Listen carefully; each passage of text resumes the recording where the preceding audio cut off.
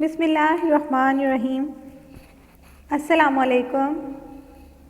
International Islamic university اسلام آباد school Sahiwal campus.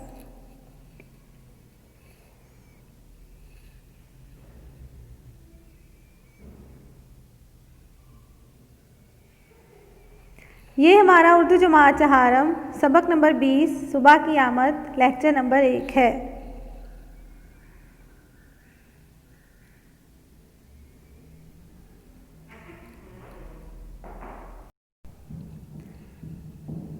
سبق کی پڑھائی شروع کرنے سے پہلے آپ کے پاس علم و ادب اردو جماعت کا کام کی کاپی اور امدادی اشیاء پینسل، ربڑ، شارپنر اور پیمانے کا ہونا ضروری ہے۔ سبق کو دھیان سے سنیں اور مشکل الفاظ کے معنی کاپی پر لکھیں۔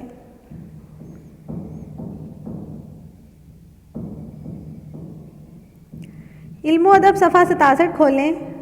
اردو کی جماعت کا کام کی کاپی پر دن، تاریخ، فہرست اور عنوان لکھیں اور مشکل الفاظ کے معنی کاپی پر لکھیں۔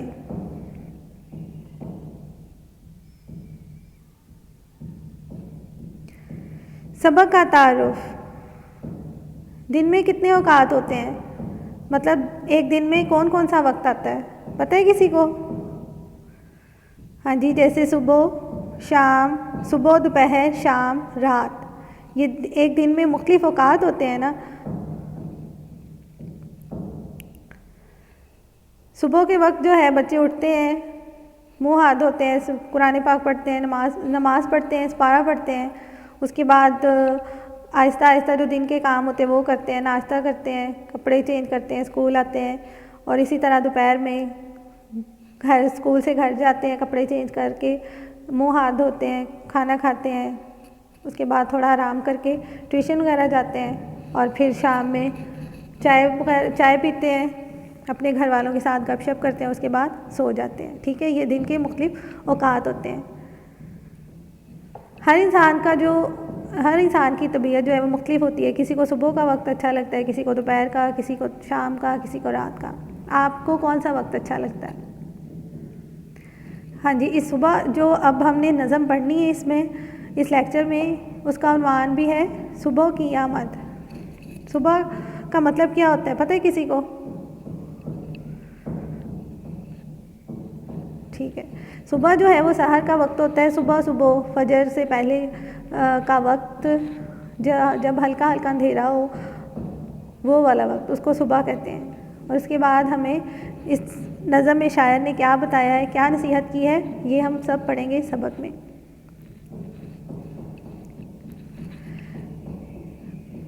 ویڈیو کو روک کر یہاں پر آپ سب لوگ صبح کی آمد کی پڑھائی کریں، اور جو الفاظ آپ کو مشکل لگے ان کو خط کشید کر لیں۔ ویڈیو کو دوبارہ چلائیں اور معلمہ کے ساتھ سبق کی پڑھائی کریں، اور جن الفاظ کو پڑھنے میں آپ کو مشکل ہو رہی تھی ان کو پڑھیں، اور ساتھ ساتھ الفاظ کے معنی بھی کاپی پر لکھتے جائیں۔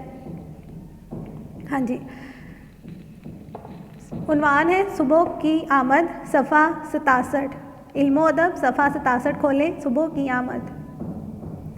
خبر دن کے آنے کی میں لا رہی ہوں، اجالا زمانے میں پھیلا رہی ہوں، بہار اپنی مشرق سے دکھلا رہی ہوں، پکارے گلے صاف چلا رہی ہوں، اٹھو سونے والوں کہ میں آ رہی ہوں، اذاں پہ اذاں مرغ دینے لگا ہے، خوشی سے ہر ایک جانور بولتا ہے، درختوں کے اوپر عجب چہچہا ہے، سہانا ہے وقت اور ٹھنڈی ہوا ہے، اٹھو سونے والوں کہ میں آ رہی ہوں۔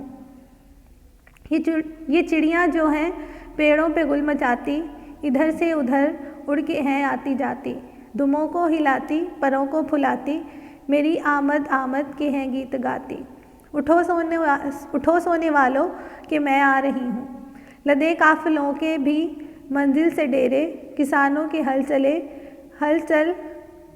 کے ہل چل پڑے منہ اندھیرے، چلے جال کندھے پہ لے کر مچھیرے، دل در ہوئے دور آنے سے میرے، اٹھو سونے والوں کہ میں آ رہی ہوں، لو ہوشیار ہو جاؤ اور آنکھ کھولو، نہ لو کروٹیں اور نہ بستر ٹٹولو، خدا کو کرو یاد اور منہ سے بولو، بس اب خیر سے اٹھ کے منہ ہاتھ دھو لو، اٹھو سونے والوں کہ میں آ رہی ہوں۔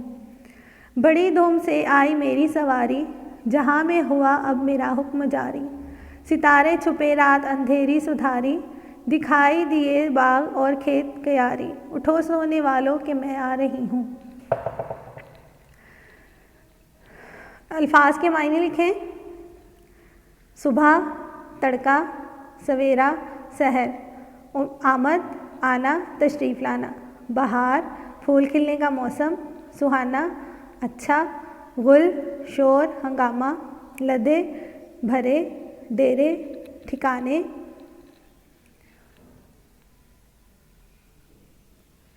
جال، ایک قسم کا پھندا جس سے مچھلی پکڑتے ہیں۔ دلدر، غریبی۔ ہل، زمین جوتنے کا آلہ۔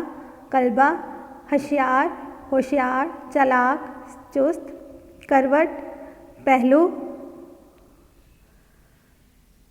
رخ یا جانب۔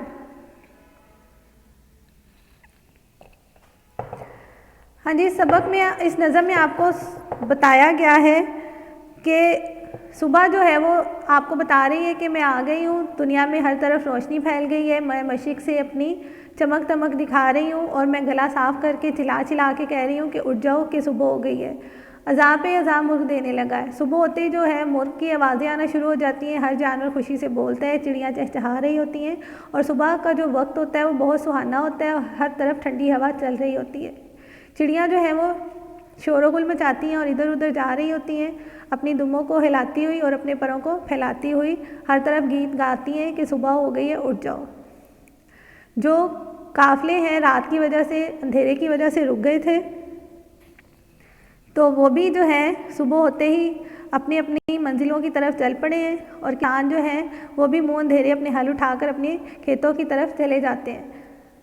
مچھیرے بھی صبح صبح اٹھتے ہیں اور اپنے جال لے کے سمندروں کی طرف جاتے ہیں، اور جو غریب ہیں